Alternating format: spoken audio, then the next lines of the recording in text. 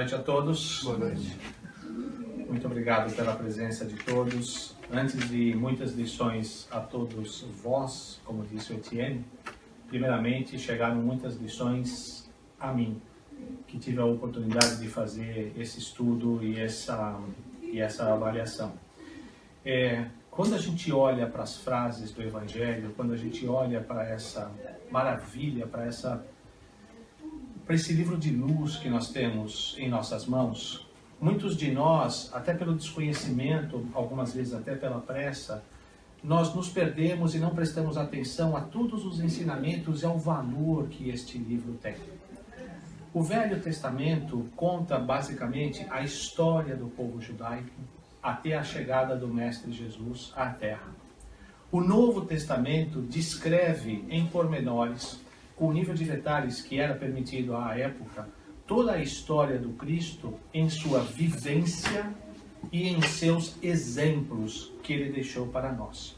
Então, quando nós olhamos as frases, se a gente não prestar atenção, não souber o que está por detrás daquilo, muitas vezes nós não conseguimos abranger o tamanho e o conhecimento que o Cristo está passando para nós.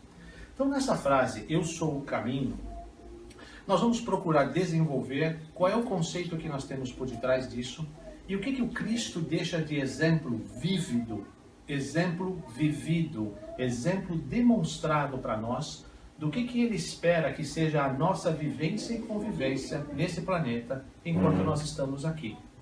Basicamente, nós vamos procurar entender, de alguma forma, como as virtudes desempenharam um papel fundamental na mensagem central do Cristo, que era o amor incondicional que ele tinha por todos que estavam à sua volta e principalmente por aqueles mais necessitados. Mas para isso nós precisamos estar estudando o Evangelho. E estudar o Evangelho não é simplesmente fazer a leitura e dizer, bom, eu já li o Evangelho, eu sei o que está escrito ali. Estudar o Evangelho é ir por detrás daquelas frases e levar em consideração os contextos que nós encontramos dentro de cada uma das passagens. Quando o mestre diz, conhecereis a verdade e ela vos libertará, ela está esperando que nós vamos efetivamente conhecer a verdade, ir a fundo na verdade, investigar essa verdade para que ela possa estar dentro de nós intrinsecamente. Quando nós adquirimos este conhecimento passa a fazer parte da nossa vivência e da nossa experiência. Mas para conhecer a verdade é necessário estudar o Evangelho. Quando Cristo fala, eu sou o caminho, a verdade e a vida, e ninguém vai ao Pai senão por mim, essa frase está no capítulo 14 do Evangelho de João, no versículo 6. Mas o que tem antes disso? O que tem por detrás disso? O que levou o Cristo a desenvolver e a falar este raciocínio? O Evangelho de João é talvez o evangelho mais espiritualizado que nós tenhamos entre todos os outros três, ou os 4 evangelhos. É aquele que está mais próximo e fala mais próximo do coração, talvez porque João tenha sido aquele discípulo que mais tempo viveu os ensinamentos do Cristo. Porque João, quando Cristo foi crucificado, tinha, segundo os relatos, por volta de 18 anos. Um pouco mais, um pouco menos. E desencarnou com mais de 95 anos. Então foi o discípulo que mais próximo esteve do Cristo, porque foi o único que esteve aos pés da sua cruz. Todos os outros 10, porque Judas já tinha se suicidado, fugiram. João era o único que estava ali. Mãe, eis aí teu filho. Filho, eis aí tua mãe. Era de João que ele falava. Então João foi aquele que mais tempo viveu esses ensinamentos. E na hora de descrever isso, foi aquele que mais do fundo do coração conseguiu narrar todas essas passagens. Então o Evangelho de João é aquele mais espiritualizado, aquele que fala mais próximo dentro do coração. Esta passagem que consta no capítulo 14, na verdade, ela tem início no capítulo 13. Como eu já disse aqui uma outra vez, quando a gente estava falando a respeito da casa do meu pai, há muitas moradas. No capítulo 13 do Evangelho de João, ele narra a última ceia do Cristo. aquilo que ele fez, como ele recebeu os seus apóstolos, os seus atos, os seus ensinamentos finais, as suas orientações finais para aqueles que ele estava delegando a missão de levar adiante o seu legado, o seu ensinamento e a sua mensagem. No capítulo 13, nós vamos ter então, em um determinado momento, uma frase em que ele fala: filhinhos, ainda por pouco estarei convosco. Buscareis a mim, e como eu disse aos judeus, também vos digo agora, para onde eu vou, vós não podereis ir. Um novo mandamento vos dou, que ameis uns aos outros, assim como eu vos amei.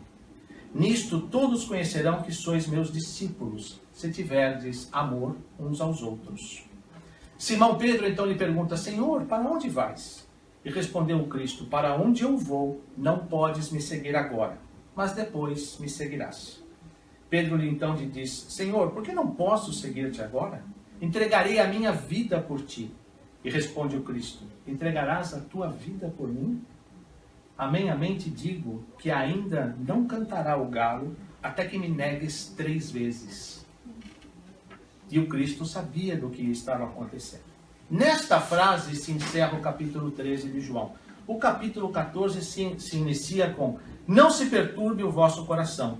Credes em Deus, crede também em mim. Na casa de meu Pai há muitas moradas. Se não fosse assim, eu já vos teria dito. Então aqui ele começa, essa passagem começa com a conversa que ele teve, dizendo aos seus discípulos: eu estou pronto da partida, a partida se aproxima, e eu quero deixar para vocês estas mensagens. Amem-se uns aos outros. Este é o exemplo que vocês terão que dar para serem reconhecidos como os meus discípulos. Mas mestre, para onde vas? Para onde eu vou agora, tu não podes ir. Porque você vai me negar ainda essa noite. Você não está preparado para chegar nas esferas, no mundo que eu vivo. Mas se você continuar esse trabalho, você vai chegar lá também. E aí então ele começa: na casa do meu Pai há muitas moradas. E ele explica então a diversidade, metaforicamente, obviamente, dos muitos mundos e dos muitos planetas, dos muitos níveis de existência que nós ainda vamos ter que desenvolver na nossa vida e na nossa jornada.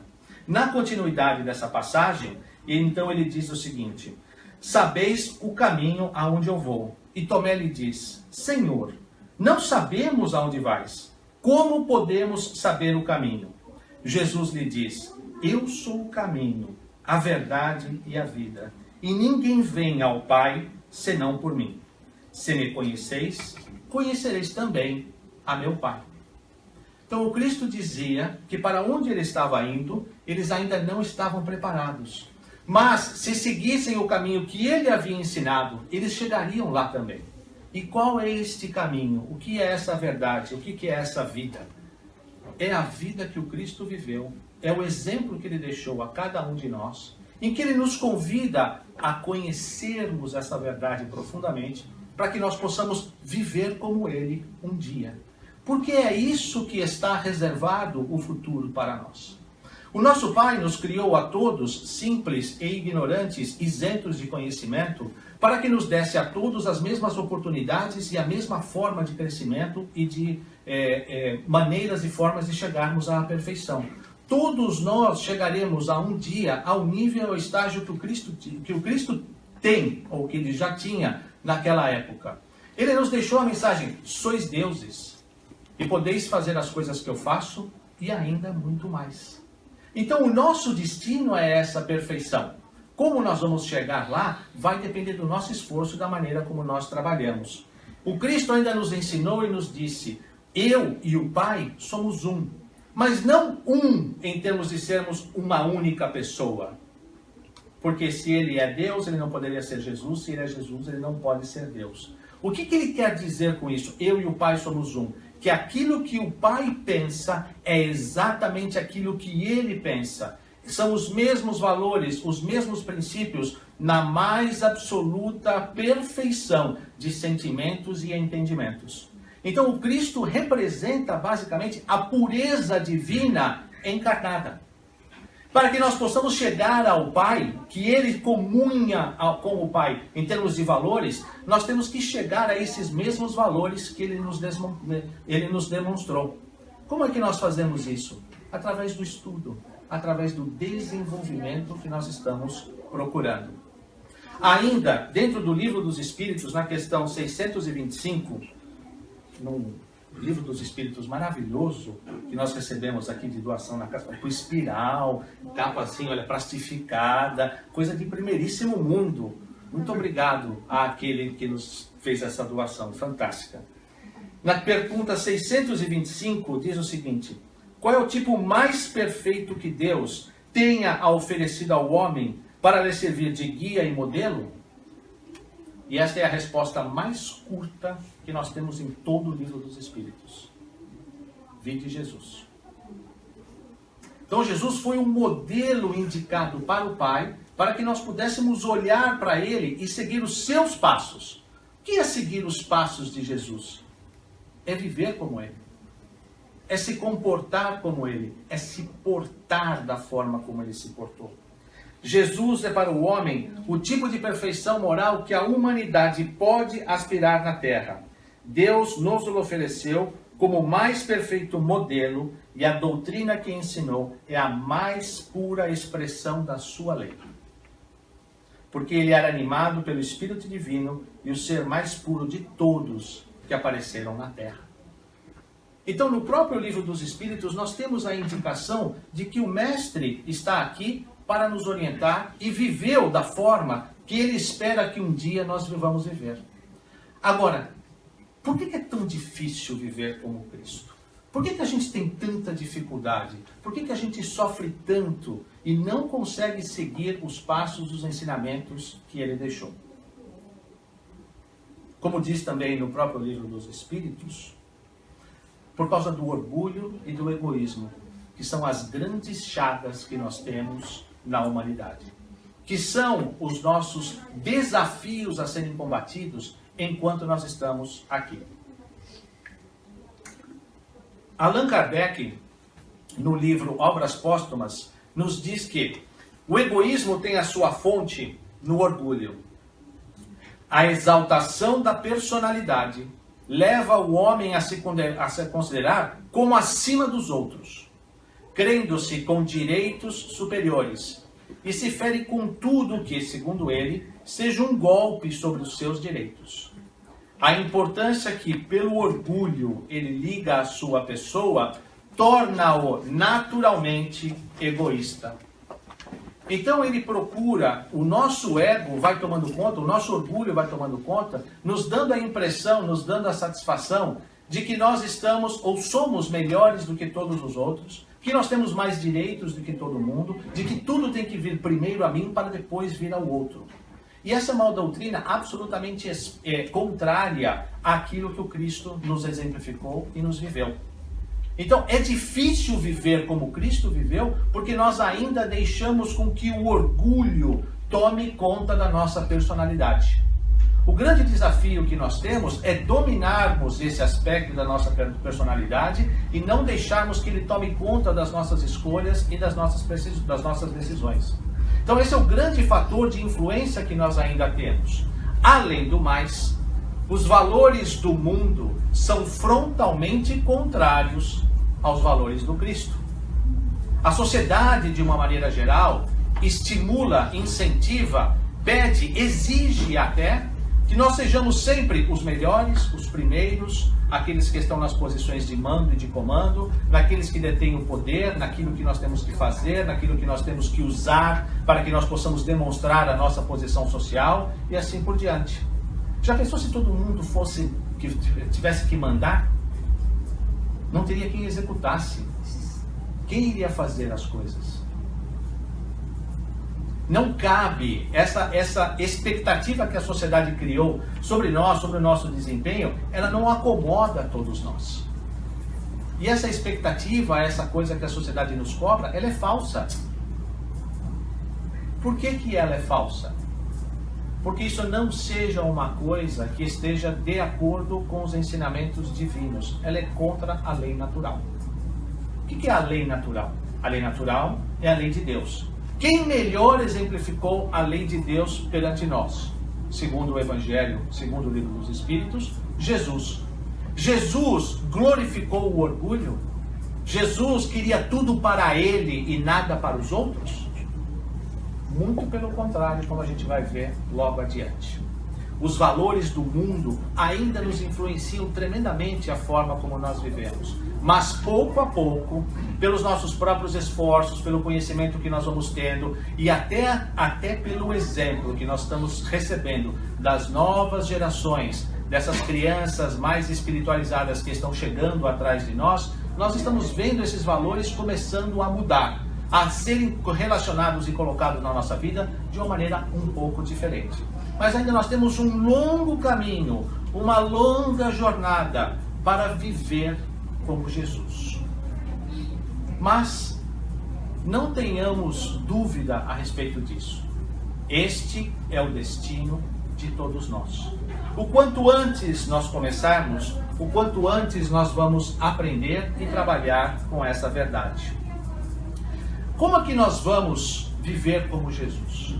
Quais são as formas? Quais são as ferramentas? Como é que nós podemos avaliar a nossa posição hoje até que nós possamos comparar aquilo que nós tenhamos que evoluir? Vamos fazer um raciocínio simples. Se a gente for fazer um raciocínio complexo, nós vamos chegar à conclusão que a gente precisa, assim, de umas 300 mil encarnações e assim por aí. Mas vamos fazer um raciocínio mais curto, que possa caber dentro da nossa mente. Porque, como a gente vai ver um pouquinho adiante também, talvez a gente não tenha a dimensão da grandeza desse Espírito e da capacidade que ele tem. Mas isso, por um outro lado, nos enche de satisfação e de energia, porque nos mostra o que está reservado para nós. Porque todos nós, um dia, chegaremos a isso. Então, o que é viver como Jesus? Como Jesus agia? No Evangelho segundo o Espiritismo, na introdução, na primeira parte, Kardec fala a respeito dos ensinamentos moral do Cristo. As matérias contidas nos Evangelhos podem ser divididas em 5 partes: os atos comuns da vida do Cristo, os milagres, as predições, as palavras que serviram para o estabelecimento dos dogmas da Igreja e o ensino moral. As 4 primeiras existem grandes divergências. Em cima do ensino moral do Cristo não há divergência em nenhum aspecto de nenhuma religião. Todos a respeitam profundamente. Então, Kardec desenvolve o texto e diz: para os homens em particular, é uma regra de conduta. O quê? O ensinamento moral do Cristo. É uma regra de conduta, abrangindo todas as circunstâncias da vida privada ou da vida pública. O princípio de todas as relações sociais fundadas sobre a mais rigorosa justiça. É, enfim, e acima de tudo, o caminho infalível da felicidade que há de vir. É levantar uma ponta do véu que oculta a vida futura. Todo o mundo admira a moral evangélica, proclama a sua sublimidade e necessidade. Porém, poucos a conhecem a fundo, menos ainda a compreendem e sabem deduzir as suas consequências. Daí a necessidade e o convite de nós estudarmos o Evangelho. Não simplesmente lermos, mas estudarmos. Porque aí nós vamos começar a ter parâmetros para que nós possamos analisar o nosso comportamento em relação ao Cristo ou aos outros demais que estão no nosso caminho. Quando nós vamos poder, então, ver quão perto ou quão longe nós estamos desse destino. No Livro dos Espíritos também, na questão 894, que fala da perfeição moral,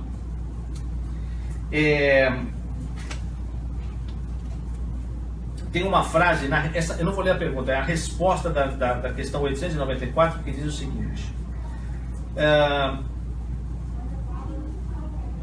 como ainda estáis distante da perfeição, estes exemplos vos espantam, e vos admirais tanto quanto mais raro eles são. Mas ficais sabendo que, nos mundos mais adiantados que o vosso, o que entre vós é uma exceção, constitui a regra. Neles, o sentimento do bem é por toda parte espontâneo, porque são habitados somente por bons espíritos, e uma única má intenção seria uma exceção monstruosa. Olha, só a intenção de uma má ação já seria um disparate. Nesse nível, nesses mundos, nesses elementos. Vamos ver quanto que nós ainda temos que desenvolver os nossos aspectos, quanto que nós ainda temos que mudar o nosso comportamento para que a gente possa chegar nesse negócio. Agora, como disse o próprio Cristo, a cada um segundo as vossas obras. Se nós estamos esperando um caminho de desenvolvimento, um caminho de perfeição, nós temos que fazer a nossa parte. Nós não podemos esperar que Deus vá arrumar um caminho mais fácil para nós, ou uma forma mais fácil de nós aprendermos essas lições, se nós não fizermos a nossa parte e não darmos o primeiro passo. Cabe a nós, e é nossa única responsabilidade, ou a responsabilidade é somente nossa, de nós cuidarmos do nosso próprio desenvolvimento e do nosso próprio crescimento espiritual. Se nós estamos esperando que alguém vá resolver o problema para nós, isso não vai acontecer. Isso depende de nós. A cada um segundo as suas obras. Ainda na introdução, na verdade no prefácio do Evangelho segundo o Espiritismo, nós temos um texto magnífico que eu selecionei alguns trechos do Espírito de Verdade, que eu acho que deixa uma mensagem fantástica para nós. Os Espíritos do Senhor, esse é o prefácio do livro do Evangelho.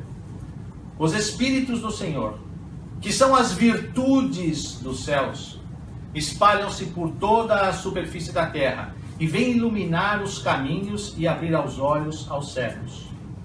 Eu vos digo em verdade que são chegados os tempos em que todas as coisas hão de ser restabelecidas no seu verdadeiro sentido, para dissipar as trevas, confundir os orgulhosos e glorificar os justos. Nós vos convidamos, vós homens, para o divino concerto. Amai-vos também uns aos outros e dizei do fundo do coração, fazendo as vontades do Pai que estás no céu: Senhor, Senhor, e podereis entrar no reino dos céus. Essa mensagem está assinada pelo Espírito de Verdade. Nós vos convidamos, vós homens, para o divino concerto. Já são chegados os tempos. As verdades anunciadas pelos antigos profetas já está entre nós. O que nós estamos esperando para começar a desenvolver tudo isso? O que nós estamos esperando para começar a deixar com que as virtudes estrelem na nossa vida? Que as virtudes tomem conta dos nossos comportamentos? Porque aquilo que nós estávamos ouvindo nessa passagem, os Espíritos do Bem, que são as virtudes dos céus, esperam que nós venhamos de alguma forma a seguir esse comportamento e essa virtude. Mas o que são virtudes? Como é que a gente pode definir e o que a gente pode trazer em termos de conhecimento de virtudes?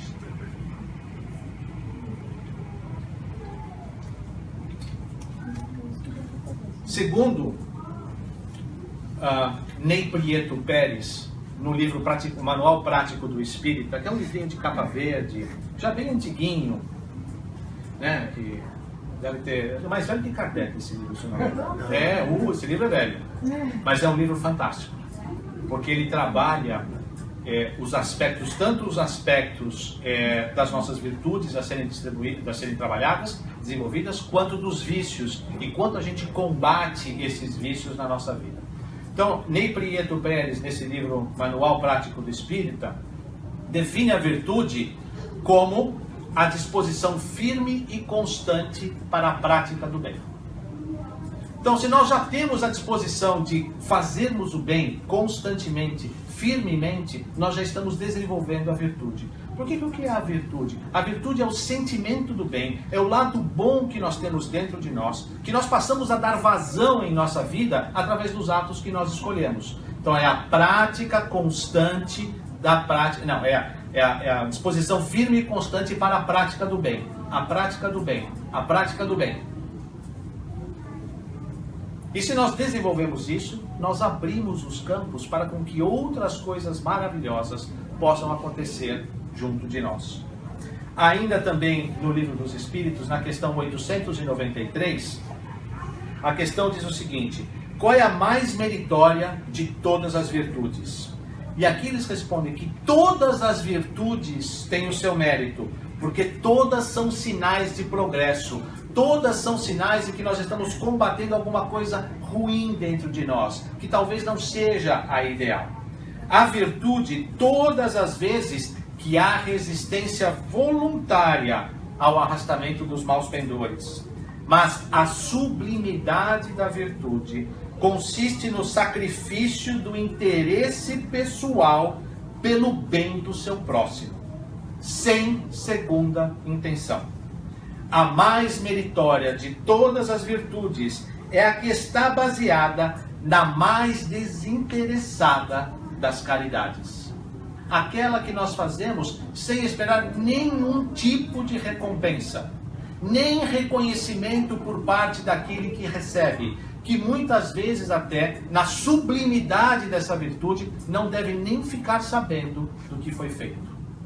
Esta sim, quando nós fazemos algo em prol de alguém, contrariando até os nossos próprios interesses, em que aquela pessoa nem fica sabendo, apenas recebe o benefício. Porque, no final das contas, Deus está vendo. Já dizia minha velha e sábia avó: Deus está vendo, meu filho. Deus está vendo. Isso, aquilo que você faz escondido na rua, lá fora, que a sua mãe não está vendo, Deus está vendo. Já dizia minha avó. Não é porque a sua mãe não está de olho em você, que Deus não está vendo. E quantas vezes que ela falava isso, eu voltava para casa correndo, porque dava um medo. Eu falei: nossa, quem é esse Deus que está vendo tudo? Minha avó já dizia isso. Deus está vendo. Como é que nós podemos definir caridade de acordo com a definição que existe no Livro dos Espíritos?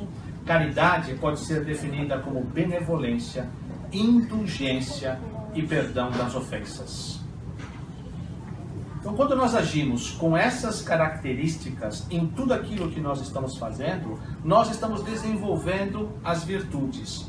Então, pelo que nós já vimos dos exemplos do Cristo, daquilo que ele viveu, como ele exerceu, o que ele fez, nós temos que desenvolver dentro de nós, para estarmos vivendo como um Cristo, de alguma forma, já nesta existência, desenvolver a humildade e a caridade. Se nós desenvolvermos esses dois aspectos, não na sua plenitude, não na sua totalidade, mas já iniciarmos a vivência desses valores, nós já estamos vivendo como Cristo, na nossa capacidade, na nossa limitação, mas nós já estamos vivendo como Ele.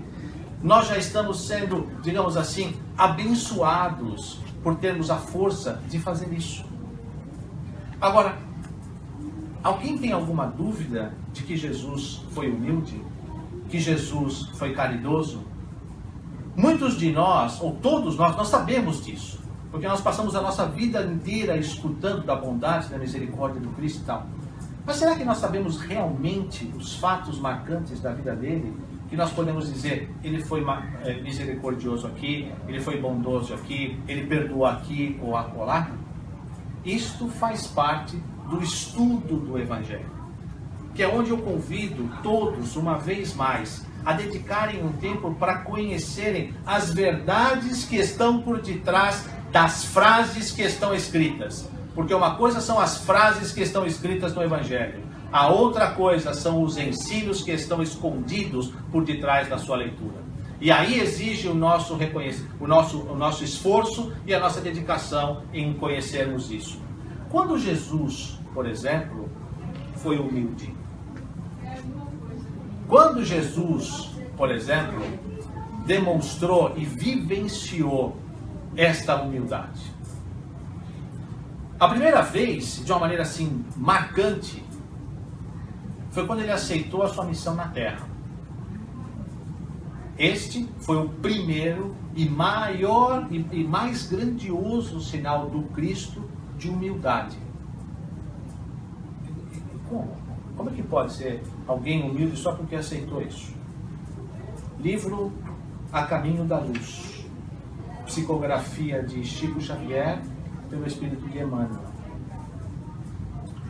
Rezam as tradições do mundo espiritual que na direção de todos os fenômenos do nosso sistema, existe uma comunidade de espíritos puros e eleitos pelo Senhor Supremo do Universo, em cujas mãos se conservam as rédeas diretoras da vida de todas as coletividades planetárias. Esta comunidade de seres angélicos e perfeitos, da qual é Jesus um dos membros divinos, ao que nos foi dado saber, apenas já se reuniu nas proximidades da Terra por 2 vezes no curso dos milênios conhecidos. A primeira verificou-se quando o orbe terrestre se desprendia da nebulosa solar, a fim de que se lançassem no tempo e no espaço as balizas do nosso sistema planetário e da constituição do nosso planeta. E a segunda, quando se decidia a vinda do Senhor à face da Terra, trazendo à família humana a lição imortal do seu evangelho de amor e de redenção. Então, aquele que recebeu das mãos de Deus um pedaço do Sol, um pedaço da nebulosa solar, para construir a partir dessa matéria-prima este planeta que nos abriga. Será que a gente dá conta? Alguém que recebeu um pedaço do Sol para trabalhar um planeta, para formar, para nos acolher, para nos dar a oportunidade da vida, se reunir numa assembleia de espíritos puros e receber o pedido: você, Jesus, foi o escolhido para que descesse à Terra? A gente consegue encarar e entender um sinal de humildade maior do que esse? Descer das luzes celestiais para o barro da Terra? A mim, particularmente, eu não consigo ver nenhum sinal mais humilde do que esse. Atender a um pedido do Pai para sair das suas esferas mais altas para vir encarnar aqui neste planeta. Um outro exemplo de Jesus foi quando ele começa a conversar com os discípulos e trazendo ensinamentos e parábolas e ensinamentos, em uma delas em que ele diz: foi quem se comportar como menor entre todos vós é que é o grande. Quando ele compara o comportamento daquilo que espera das crianças, quando as crianças se comportam de uma maneira simples, humilde, desinteressadas, sem segundas intenções, sendo pequeno perante todos, esse que se comportar como menor entre todos vós é que é grande. Quando ele também, numa parábola, ensina que todo aquele que se enaltecer será humilhado, e aquele que se humilhar será enaltecido. Quando ele narra a parábola, dos primeiros lugares, que quando você chegar numa festa e você for convidado, não se sente aos primeiros lugares, porque você nunca sabe se alguém que vai chegar depois de você é mais importante ou está sendo mais aguardado do que você. E você então tem que ser convidado a se retirar e sentar nos últimos lugares. Ele diz: aquele que se faça de menor, que sente nos últimos lugares, e se você for realmente importante, você vai ser chamado a vir à frente. Porque todo aquele que se enaltecer, vir sentar na frente, vai ser pedido para que volte para trás, porque aqui não é o lugar dele. E aquele que se humilhar, estiver sentado na última cadeira, mas o lugar dele for aqui, ele será chamado para vir à frente. O Cristo ainda teve um exemplo brilhante de humildade na última ceia, quando lavou os pés dos apóstolos. Ele, ajoelhado no chão, na poeira, lavou os pés de todos eles, sabendo que um deles, inclusive, iria traí-lo e entregá-lo, sabendo, inclusive, que um deles o negaria naquela mesma noite. Indistintamente, ele lavou os pés de todos os seus apóstolos, como uma demonstração, e inclusive o Evangelho de João narra isso: estou deixando a vocês o exemplo. Se eu fiz, todos vocês podem fazer. Se o Cristo exerceu e se comportou desta forma, todos nós podemos fazer. E a mim, particularmente, não é uma questão de poder. É uma questão de termos a obrigação de fazer. Se ele fez, nós também devemos fazer. Dentro do conceito de humildade, esses são os pontos principais. Quando a gente olha os conceitos da caridade, que são os outros pontos e os aspectos que nós temos que desenvolver para que a gente possa viver como Cristo nessa existência. Quando que nós podemos dizer que o Cristo foi benevolente? O que é benevolência? É a bondade, excesso de boa vontade em relação a outra pessoa. Tolerância, indulgência, que perdoa com facilidade. Então Jesus foi benevolente, por exemplo, quando afaga Pedro, mesmo sabendo que ele ia negá-lo 3 vezes na mesma noite. Foi tolerante, sabia o que ia fazer, sabia das limitações daquele seu apóstolo, mas acima de tudo, sabia também da capacidade que Pedro tinha. Que foi, durante todos a continuidade do seu trabalho, o esteio moral de todos os outros apóstolos. Porque todos os outros, quando estavam em dificuldade ou em dúvidas, era a Pedro que vinham se consultar. Então, mesmo sabendo dos defeitos e dos problemas que ele tinha, ele sabia muito mais da capacidade e dos valores que Pedro tinha. Cristo também foi benevolente quando disse: Marta, Marta, por que se preocupa com tantas coisas quando uma só é necessária?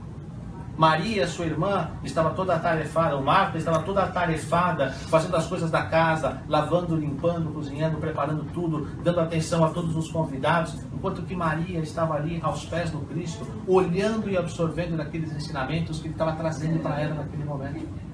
Ela estava confusa nos seus valores e nas suas obrigações, e o Cristo docemente a chamou: Marta, Marta, por que se preocupa com tantas coisas, quando uma só é necessária? Venha absorver da luz e do conhecimento que eu tenho para te oferecer nesse momento. O Cristo foi muito benevolente com a mulher que tocou em suas vestes. Alguém me tocou e de mim saiu uma virtude. E ele disse: tua fé te curou. Tua fé te curou. Ele não repreendeu, ele não fez nada, porque alguém se aproximou e tocou nele sem a permissão ou sem ele estar sabendo. Então ele foi muito tolerante, foi muito benevolente com essa mulher. Ele foi muito benevolente com o obsediado, em que retirou a legião de espíritos perturbadores que estavam naquele menino, naquele homem, e os encaminhou, que acabaram se entrando nos porcos, os porcos se jogaram no precipício e tudo mais. E aquela pessoa ficou tão maravilhosa, quer dizer, o Cristo teve um ato de benevolência, curou aquele obsediado, e aquela pessoa ficou tão maravilhada, ficou tão impressionada, que pediu permissão e licença para o Cristo para segui-lo como um dos seus discípulos, como um dos seus trabalhadores. E o Cristo disse: não, vá para a tua casa e conte a todos aquele que passou com você. Exercite dentro da sua próprio lar aquilo que você viu acontecer aqui nesse sentido. Aliás, interessante. Em relação a essa passagem, há uma lição de Emmanuel, que está no livro Palavras da Vida Eterna, que diz o seguinte: Jesus inicialmente não lhe permite acompanhá-lo a esse obsidiado no apostolado das Boas Novas. Ao invés dos júbilos, recomendava-lhe o retorno ao ambiente caseiro para revelar aos familiares os benefícios de que se fizera depositário ante a providência divina.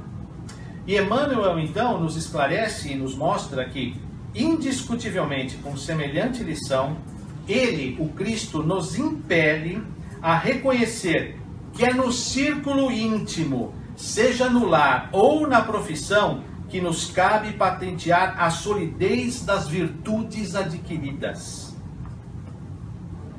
Isto porque anunciar princípios superiores, através da aplicação prática à renovação e ao aperfeiçoamento, diante daqueles que nos conhecem as deficiências, é a fórmula verdadeira de testar a nossa capacidade de persistirmos nesse caminho.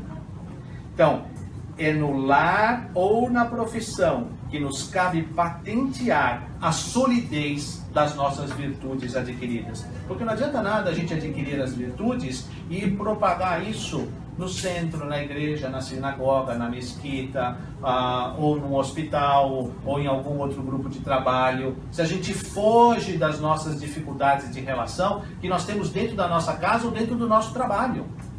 Porque essas pessoas lá fora, nós não estamos fazendo isso de coração, nós estamos fazendo isso de uma maneira fácil. Não há o conflito, não há o confronto, não há necessidade de nós mostrarmos o tempo todo que nós estamos mudando, ou que pelo menos nós estamos tratando de fazer isso. Quando a gente faz isso lá fora, não existe esse confronto. É no ambiente, no círculo íntimo, com os próximos mais próximos, é que nós vamos solidificar a implantação das virtudes dentro de nós. Quando é que Jesus foi indulgente? E indulgência aqui é capacidade ou tendência para aceitar com tolerância as atitudes e o modo de ser dos outros.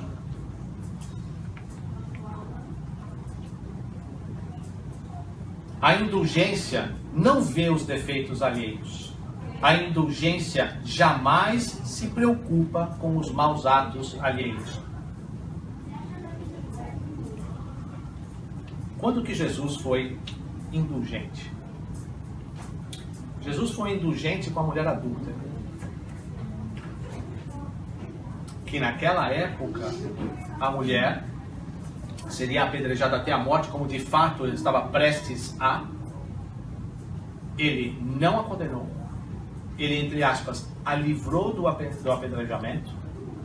Mulher, cadê aqueles que te condenam? Não sei, Senhor, todos se foram. Então, se ninguém te condenou, nem eu o faço.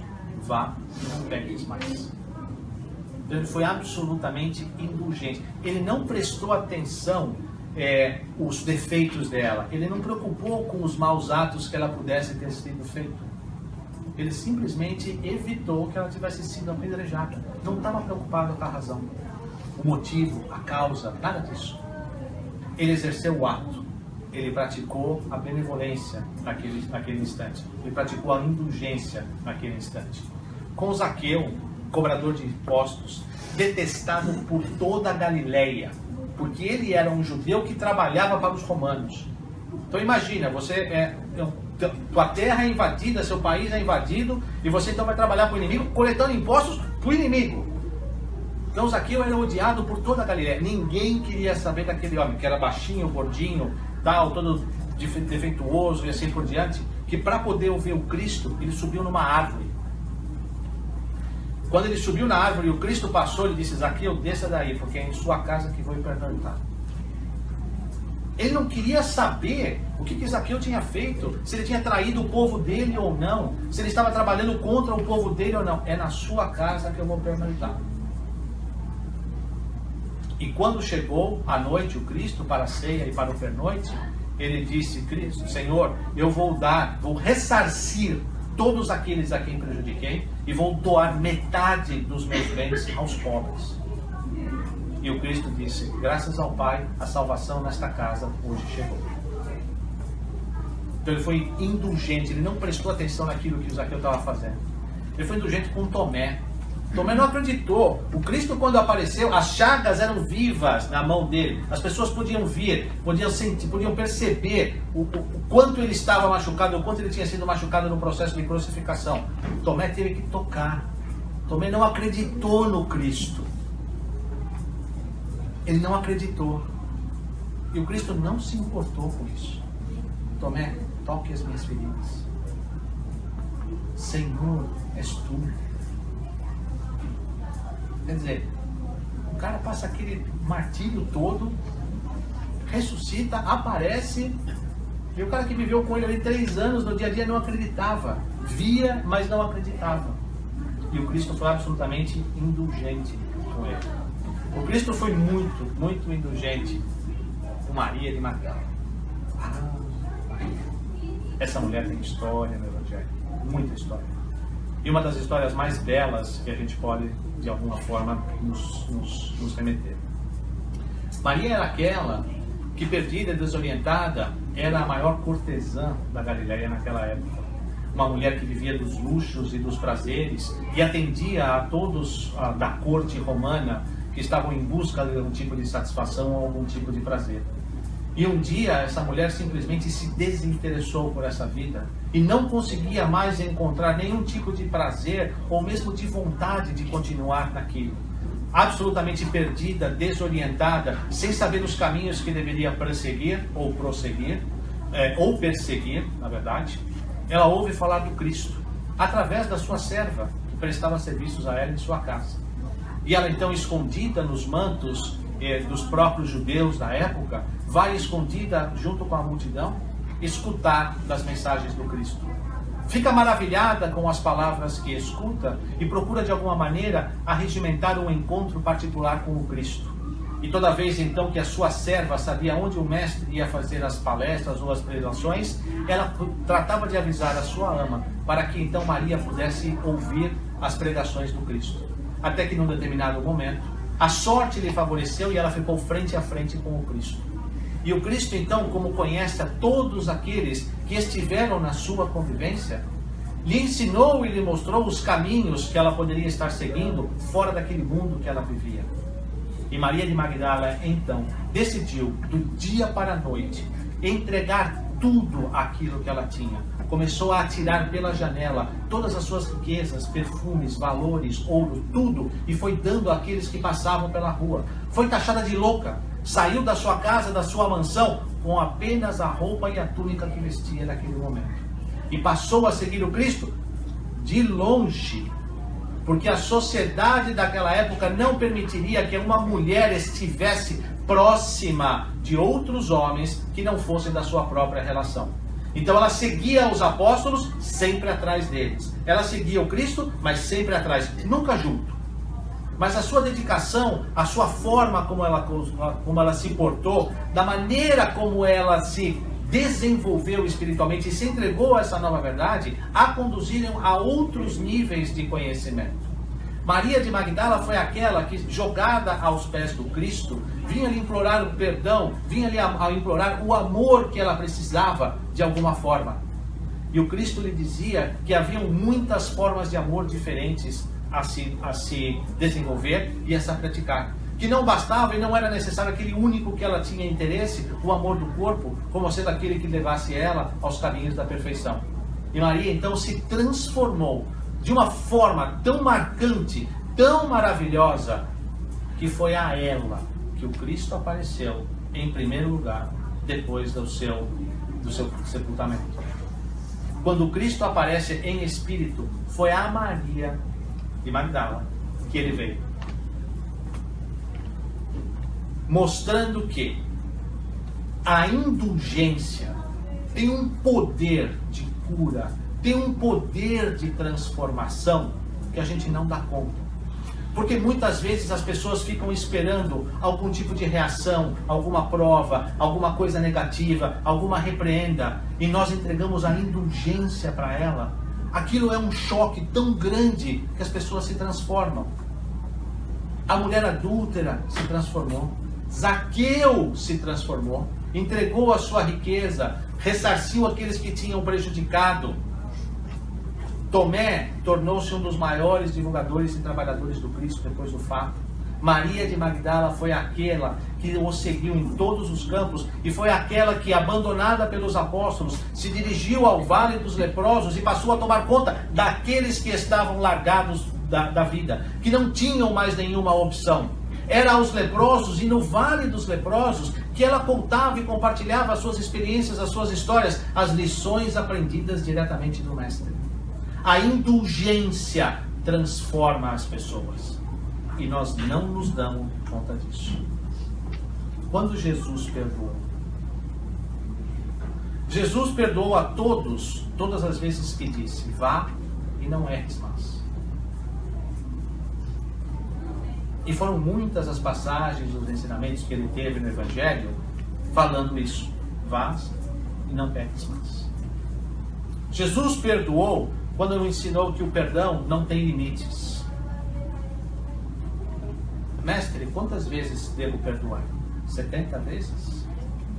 Não, você tem que perdoar 70 vezes, 7 vezes o mesmo erro. Não a mesma pessoa, o mesmo erro. Então o perdão era um comportamento constante da sua personalidade e da sua vivência. O Cristo perdoou quando na cruz ele disse para os soldados: Pai, perdoai-vos, eles não sabem o que fazem. O Cristo perdoou quando foi buscar Judas já em espírito no Vale dos Suicidas, ainda pendurado na árvore da qual ele tinha se enforcado. E o perdão de Judas, do Cristo, ele é tão maravilhoso, ele é tão sublime, que além de ter ido buscar e acolher aquela alma que o traiu, foi aquele que ainda, segundo os livros Leon Denis e uma entrevista de Divaldo Franco, deu a oportunidade de que Judas voltasse, como Joana d'Arc, para se redimir de tudo aquilo que tenha sido feito. Então, a existência do Cristo foi um poço de virtude, foi um exemplo constante das virtudes desenvolvidas que ele pôde mostrar a todos nós. Então, quais são essas virtudes que Jesus viveu e ensinou? E a humildade é a única base sólida de todas as virtudes. A resignação, que não lamentar da nossa sorte e trabalharmos para melhorar. Quando Cristo diz: bem-aventurados os pobres de espírito, porque é deles o reino dos céus. Bem-aventurados aqueles que sabem carentes de maior espiritualidade e que desejam e pedem e alcançarão essa espiritualidade. O Cristo não lamentou nunca, jamais, de toda a sua situação. Nunca lamentou do fato daquilo que ele sabia dos sofrimentos que ele ia ter que passar. Ele nunca lamentou que teve que sair das esferas iluminadas, dos sóis infinitos, para descer ao barro e à lama dessa terra. Nunca, em nenhum momento. O Cristo também viveu e praticou e demonstrou a aceitação, que é ser paciente com todos os sofrimentos que nós podemos ter na vida. O Cristo não tinha aonde repousar a sua cabeça. O Cristo não tinha aonde dormir. O Cristo não tinha aonde comer. Todos os dias, todas as noites, era uma situação diferente, um local diferente. Ele simplesmente saía. Obviamente que o amparo espiritual que ele tinha lhe garantiria algum tipo de repouso, mas não estava na preocupação dele. E ele aceitava aqueles procedimentos e aquele comportamento com a maior alegria do mundo, porque aquela era a missão dele. O Cristo foi muito sensato, agindo com cautela e com sabedoria. Quando, por exemplo, dialogou com os doutores da lei no templo, quando ainda tinha 12 anos, demonstrou uma sabedoria que todos aqueles doutores juntos não sabiam, mas a demonstrou com elegância, com serenidade, sem o desafio, sem a provocação, sem cutucar o outro lado. Mostrou as verdades através de um raciocínio tranquilo, límpido, absolutamente genial, que os próprios mestres, os próprios doutores da lei da época ficaram impressionados com a capacidade e a cura que aquele menino era capaz de fazer. Então ele foi muito sensato nessa hora. O Cristo exerceu e viveu a piedade. E a piedade é nos tornar sensíveis ao sofrimento alheio e agir para aliviar. Quando que o Cristo foi piedoso? Quando é que ele se tornou sensível ao sofrimento de alguém? Quando ele vai encontrar ou vai tratar da ressurreição de Lázaro.